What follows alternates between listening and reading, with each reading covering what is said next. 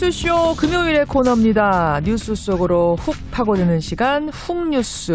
오늘도 김정훈 기자 나와 있습니다. 어서 오세요, 김 기자. 네. 오늘 훅뉴스 무슨 얘기를 좀 해볼까요? 이번 훅뉴스 역시 우리 사회를 발칵 뒤집어놓은 사태에 관한 이야기인데요. 어떤 사태? 네. 어제 있었던 기자회견의 한 대목부터 듣고 시작을 할까요? 그러죠. 미투 운동에 대한 반격이 또한 심각합니다. 피해자의 성격이나 행동을 문제 삼거나 외모에 대한 조롱이나 비난 등 심각한 2차 피해도 발생하고 있습니다. 혹은 누군가의 기획이다라고 표현하는 등 성폭력, 성차별 근절이라고 하는 취지에서 접근하지 않고 이걸 왜곡하고 이용하려고 하고 있습니다. 2차 피해가 발생하고 있다. 심각하게. 혹은 누군가의 기획이다 이렇게 표현하면서 왜곡시키려는 이런 사람들이 있다. 이런 얘기예요? 네. 누가 한 얘기입니까? 어제 미투 운동과 함께하는 범시민연대가 프레스센터에서 출범 기자회견을 가졌는데요. 예. 미투 운동을 지지하면서 피해자들에 대한 2차 가해를 멈추라고 촉구를 했습니다. 그러니까 미투를 선언한 사람들에 대한 피해자들에 대해서 악의적인 소문을 퍼뜨리거나 역고소를 하는 그런 사례들에 대해서 멈추라. 네, 그러니까 현재 일반적으로 얘기되는 2차 피해가 그 정도거든요. 그 정도 수준에 머물고 있거든요. 그런데 저희가 수년 전에 이미 성폭력 피해 사실을 드러낸 이들, 예. 그들의 이후를 취재해 보니까 그 상처가 거기에 그치지 않더라고요.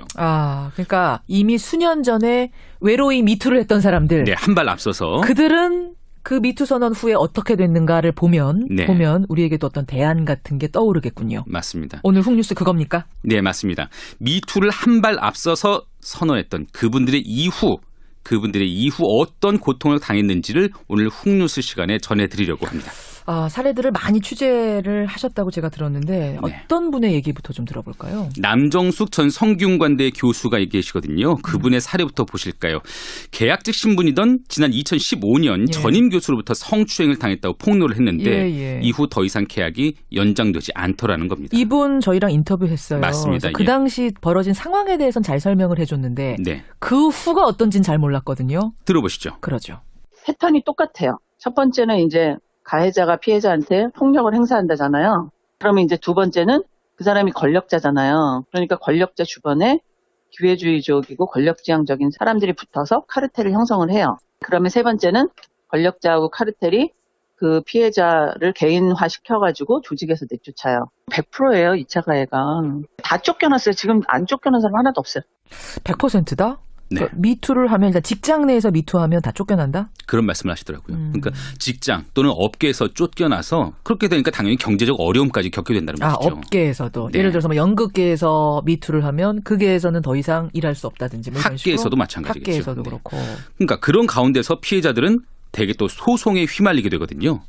근데 지인 사이의 성폭력 피해를 법원에서 인정받기는 너무 힘들죠. 그래요. 또 이긴다고 하더라도 그간의 고통이 이만저만이 아니라는데 3년 전에요. 성폭력 피해 사실을 드러내고 최근 법원에서 어렵사리 최종 승소 판결을 받아낸 분이 계시거든요. 그 피해자의 말을 한번 들어보시죠. 그러죠. 변호사님이 뭐라고 얘기를 하셨냐면 처음에 딱 선생님이 지실 거라고 얘기를 딱 하면서 아직까지 우리나라 법원은 굉장히 보수적이고 대부분 남자분들이 판사님들이 많고 내가 그 피해를 당했는데 내가 판사님 앞에서 내가 이 피해를 당했습니다라고 또다시 말을 또 해야 되고 그렇게 어쨌든 정신적으로 아프다 보니까 힘들다 보니까 육체적으로도 너무 힘들어가지고 이유 없이 복통을 앓다가 뭐 일주일 끝내는 병원에 입원하고 이분은 승소를 해내긴 했어요. 네. 대법원까지. 어렵게요. 승소를 했지만 그 과정이 너무나 힘들다. 뭐 쉽게 말하자면 만신창이가 됐다 이런 얘기네요. 네. 그런데요. 많은 피해자들이 말하는 더 큰 문제는요. 미투 이후에 믿었던 이들로부터 받은 상처라고 하네요. 상처? 믿었던 이들이 자기를 믿어주지 않더라 이런 얘기예요? 처음에는 위로를 해주던 동료들 심지어 가족들까지 이후에 손을 거두어드는 경우가 많았다는 겁니다. 가족들도요? 지난 2016년에 자유한국당 이완영 의원을 상대로 과거에 성추행 의혹을 폭로했던 한 여성 그리고 현대카드에서 성폭행 피해를 당했다는 전직 계약직 직원의 말을 한번 들어보시죠. 내가 믿었던 조직, 이랬던 조직, 내가 믿었던 나의 동료들, 나의 선후배들 이 나를 지켜주지 못하고 내 편이 되어주지 못했을 때 그런 느끼는 이제 감정들 일종의 약간 배신감 비슷한 그래서 우리 조직에 그럼 나는 뭐였지? 선배들한테 내 존재는 뭐였지? 어떤 의미였지?라고 하는 그 갈등, 서운함 이런 게 훨씬 더 크거든요. 가족들 사이에서도 약간 이거 뭐라 그래, 파탄 났다고 해야 되나? 가족이 깨질 뻔한 위기도 있었고, 가해자 측에서 역고소를 하는 바람에 더 그런 시선들로 바라보셨죠, 부모님께서. 너가 잘못한 부분이 있으니까 이렇게 되지 않았느냐? 사실 용기 내서 미투를 할 때는 내 주변 사람들은, 내 지인들만큼은 내 비빌 언덕이 돼주겠지 라고 생각하고 시작을 하는 걸 텐데, 그분들이 돌아설 때 절망감은 감당하기 어려울 것 같아요. 맞습니다. 지난해 한국 여성의 전화가 성폭력 피해를 상담한 869건, 그 사례 가운데서 168건에서 2차 피해가 있었다, 이렇게 집계를 했거든요. 그래요. 피해자가 말한 2차 피해 중 절반 가까이를 차지하는 게 바로 주변인과 가족들의 무책임한 말들이었다고 하네요. 어떤 식의? 뭐 네가 참아라, 없던 일로 하라, 이렇게 하면서 피해자를 외면했다는 것이죠. 내가 힘을 보태줄게가 아니라 이제 그만하자, 없던 일로 하자. 맞습니다. 결과적으로는 홀로 남겨지기 마련이라는 것이죠. 아하. 그 속에서 성폭력 피해자 이미지를 꼭 유지해야 한다는 강박도 생긴다고 합니다. 그게 무슨 말이에요? 이게 피해자임을 드러냈지 이후 갖가지 논란은 이어지지, 이런 상황에서는 뭐 자기가 웃지도 떠들지도 못하는 그러니까 웃으면 것이죠. 아니 쟤는 저런 일을 당했다면서 웃네? 그럼 그거 거짓말 아니야? 뭐 이런 식이 된다는 얘기예요? 맞습니다. 이게 좀 심각한 문제인데요. 3년 전 조직 내에서 성폭력 피해 사실을 공개했던 김원경 씨, 그리고 2년 전에 대학원에서 성폭력 피해를 공론화한 뒤에 학업을 중단할 수밖에 없었던 한 피해 여성의 목소리로 들어보시죠. 네. 쟤 멀쩡해 보이는데? 왜 이렇게 멀쩡해 보이지? 피해자의 모습을 정해놓고 있어요. 울고 다녀야 되고 힘들어야 되고 뭔가 자기네가 정한 생각이 있나 봐요. 멀쩡하게 밥도 먹고 일도 잘하고 태연하게 걸어다니네 라는 인식? 그런 인식이 좀 많이 바뀌었으면 좋겠어요. 그 일이 있고 나서는 사람들이 보지 않아도 제가 검열해요, 스스로. 내가 사람 만나서 웃을지, 얼마나 많이 웃을지, 뭐 사람을 만날지 말지, 뭐 이런 거 다 걱정해야 되는 처지가 되는 거거든요. 길 가다가 맞은 사람이면 때린 사람이 문제가 있는 거지. 맞았다고 이제 그다음부터 웃지도 못하고 사회생활을 못하게 되면 안 되잖아요. 그러니까 이게 소송을 가게 되면 뭐 2년, 3년씩 걸리는데, 네. 그럼 웃지도 못하고, 뭐 재미있는 일도 하지 못하고, 그냥 꾹 참고 살아야 된다, 고개 숙이고 있어야 된다, 이렇게 되는 거예요. 그 이후에도 그렇다고 하네요. 그런 피해가 있다고 하네요. 예. 아니, 가해자가 고개를 숙여야지 피해자가 왜 웃지를 못합니까? 네. 실제 성폭력 피해 폭로자들 상담을 하다 보면은 이로 인한 심리적 스트레스가 상당하다고 하는데요. 그저 이게 감정 표현을 숨겨야 하는 어려움이 아니라 표현하는 방법 자체를 잊어버리기도 하고요. 예. 이게 대인 기피증이 생기기도 해서 일부는 정신과 치료를 받고 있다고 하거든요.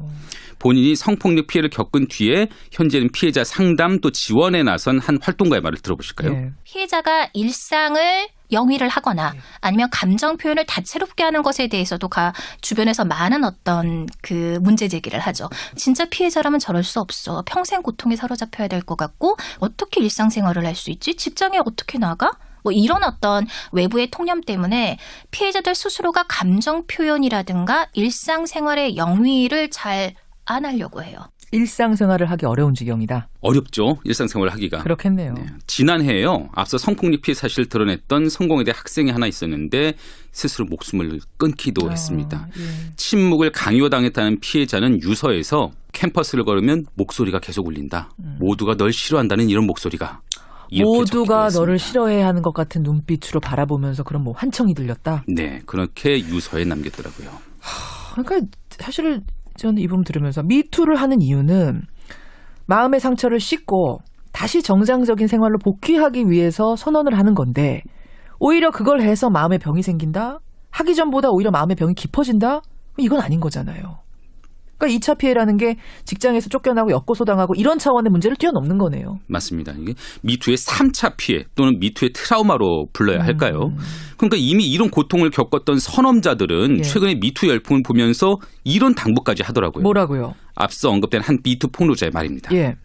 저도 지금 너무 힘들어서 이제 폭로를 하시려는 분들에게는 솔직한 마음으로는 좀 안 하셨으면 좋겠는 마음이 커요. 세상은 바뀌지 않는다는 걸 너무 뼈저리게 느끼고 있기 때문에 법적으로 처벌도 쉽지 않잖아요, 솔직히. 피해자가 피해 상황을 입증해야 되고 증거를 수집해야 되고 모든 걸 피해자가 피해를 보면서 헤쳐나가야 되는 상황이거든요. 네, 안 하셨으면 좋겠어요, 저도. 안 하셨으면 좋겠다. 솔직히 내가 다시 그 상황이 되면 난 소송 안 할 거다. 그렇게 말씀을 하시네요. 얼마나 힘들었으면 그런 생각이 들까 싶네요. 이게 그러니까 뭔가 구조적인 도움이 필요하다라는 생각이 들어요. 네. 뒤늦게 정부 차원의 대책도 마련되고는 있습니다. 어떤 건가요? 지난 8일 여성가족부가 관련 범죄 공소시효 연장, 또 익명 신고 시스템 운영, 또 엮고서 이체 피해에 대한 지원 강화, 그리고 피해자에 대한 상담 의료 지원 확대 등의 대책을 내놓기는 했거든요. 예. 미투 이후 트라우마의 심각성부터 깊이 좀 인식을 하고 있었으면 좋겠어요. 네, 맞습니다. 피해자에 대한 주변과 사회 인식 전환이 가장 절실하죠. 이거는 피해자가 노력하거나 피해자에 대한 지원을 강화해서 될 일이 아니거든요. 한국형사정책연구원 장대 연구원의 말로 한번 들어보실까요? 예. 그리고 지금 되게 안타까운 건 옛날에는 자기를 등장시키지 않고 가해사실 고발했던 사람들이 모두 자기 얼굴을 드러내야 되는 그런 상황으로 들어간 게 아닌가라고 하는 좀 우려는 있어요. 피해자의 얼굴이 등장하지 않으면 이제 아무도 믿지 않는, 어쨌든 사람들의 인식이 기본적으로 성폭력 피해자에 대한 어떤 굉장히 고정관념이 있잖아요. 그런 고정관념들이 실제로 판결에도 너무 많이 작동을 하고. 그게 중요한 부분이네요. 그러니까 그 얼굴 드러내지 않은 미투는 이제 못 믿겠다 이렇게 되면서 피해자들이 다 실명과 얼굴을 공개해야 되는 상황까지 간 거예요. 네. 그러면서 고스란히 트라우마를 받아 안아야 되는 처지가 된 거죠. 그러네요. 전보다 더 심각하게. 네. 예. 어쨌든 그런 고정관념을 깰 필요가 있다는 지적이 있고요. 사건 자체를 관음증 같은 태도로 바라보는 일각의 시선, 이 시선도 깰 필요가 있다는 관음증. 말입니다. 우리의 관음증은 없는가? 우리도 돌아봐야 되는 겁니까? 맞습니다. 이 부분은요. 조재현 한국여성의전화국장의 지적으로 들어보시고요. 예. 성폭력이라는 거를 이야기하면 그 여성의 어떤 성적인 배경이나 성 경험의 내용이나 이런 것들이 이제 같이 이렇게 엮여가지고 이게 폭력이네 아니네 따지고 드는. 그러니까 여러 제도가 마련이 되고 개선될 필요가 있죠. 그건 뭐 당연한 거고 그것보다 더 바탕이 돼야 되는 건 우리 사회 인식이 아닌가. 여기서부터 바뀌어야 되는 게 아닌가 싶어요. 전문가들 역시 그 점을 강조하는데요. 예. 가해자 처벌을 강화하고 또 상시적인 모니터링을 철저히 하는 일 모두 중요하죠. 하지만 피해자에 대한 왜곡된 시선을 거두고 또 각 교육기관이나 사업장마다 성평등에 관한 교육을 꾸준히 해나가는 일, 그렇죠. 이것이 가장 중요하다. 이렇게 입을 모으고 있습니다. 예. 요새 뭐 미투 이후 위드유 당신과 함께하겠다 이런 운동도 번지던데 그 운동의 출발점은 이 지점이 돼야 되는 게 아닌가 싶습니다. 오늘 훅뉴스 미투 선험자들, 말하자면 미투 선배들이 말하는 2차 피해는 무엇인지, 그것에 대한 대안은 무엇인지 한번 생각해 봤습니다. 김정훈 기자 수고하셨습니다. 네.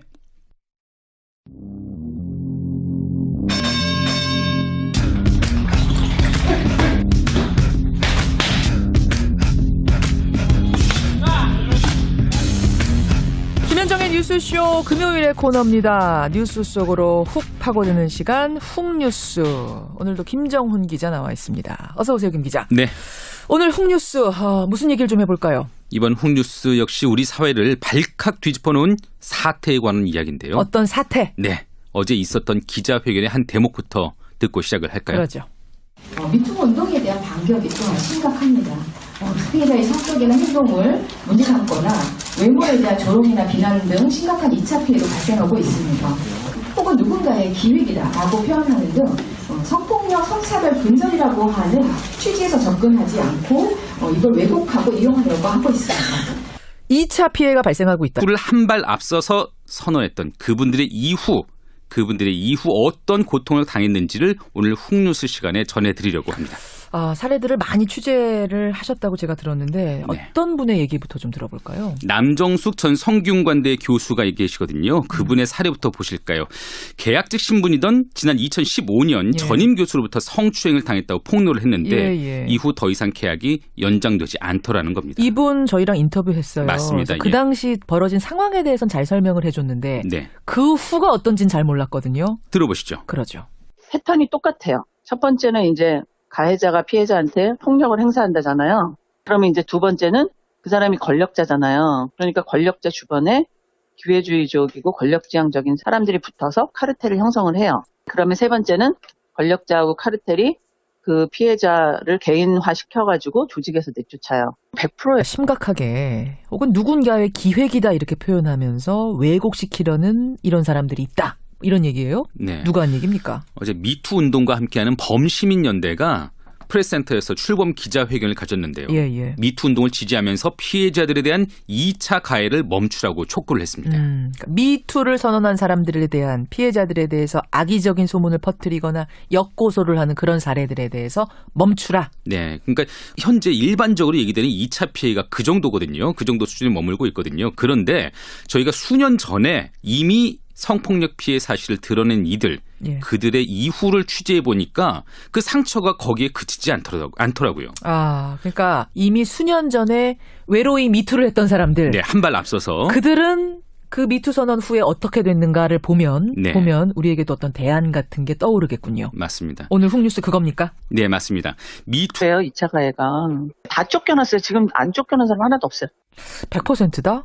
네. 그러니까 미투를 하면 일단 직장 내에서 미투하면 다 쫓겨난다? 그런 말씀을 하시더라고요. 그러니까 직장 또는 업계에서 쫓겨나서 그렇게 되니까 당연히 경제적 어려움까지 겪게 된다는 말이죠. 업계에서도. 예를 들어서 뭐 연극계에서 미투를 하면 그 계에서는 더 이상 일할 수 없다든지. 뭐 학계에서도 마찬가지겠죠. 학계에서도 그렇고. 그러니까 그런 가운데서 피해자들은 대개 또 소송에 휘말리게 되거든요. 근데 지인 사이의 성폭력 피해를 법원에서 인정받기는 너무 힘들죠. 그래요. 또 이긴다고 하더라도 그간의 고통이 이만저만이 아니라는데 3년 전에요. 성폭력 피해 사실을 드러내고 최근 법원에서 어렵사리 최종 승소 판결을 받아낸 분이 계시거든요. 그 피해자의 말을 한번 들어보시죠. 그러죠. 변호사님이 뭐라고 얘기를 하셨냐면 처음에 딱 선생님이 지실 거라고 얘기를 딱 하면서 아직까지 우리나라 법원은 굉장히 보수적이고 대부분 남자분들이 판사님들이 많고 내가 그 피해를 당했는데 내가 판사님 앞에서 내가 이 피해를 당했습니다라고 또다시 말을 또 해야 되고 그렇게 어쨌든 정신적으로 아프다 보니까 힘들다 보니까 육체적으로도 너무 힘들어가지고 이유 없이 복통을 앓다가 뭐 일주일 끝내는 병원에 입원하고 이분은 승소를 해내긴 했어요. 네. 대법원까지. 어렵게요. 승소를 했지만 그 과정이 너무나 힘들다. 뭐 쉽게 말하자면 만신창이가 됐다 이런 얘기네요. 네. 그런데요. 많은 피해자들이 말하는 더 큰 문제는요. 미투 이후에 믿었던 이들로부터 받은 상처라고 하네요. 상처. 믿었던 이들이 자기를 믿어주지 않더라 이런 얘기예요. 처음에는 위로를 해주던 동료들 심지어 가족들까지 이후에 손을 거두어드는 경우가 많았다는 겁니다. 가족들도요? 예, 지난 2016년에 자유한국당 이완영 의원을 상대로 과거에 성추행 의혹을 폭로했던 한 여성 그리고 현대카드에서 성폭행 피해를 당했다는 전직 계약직 직원의 말을 한번 들어보시죠. 내가 믿었던 조직,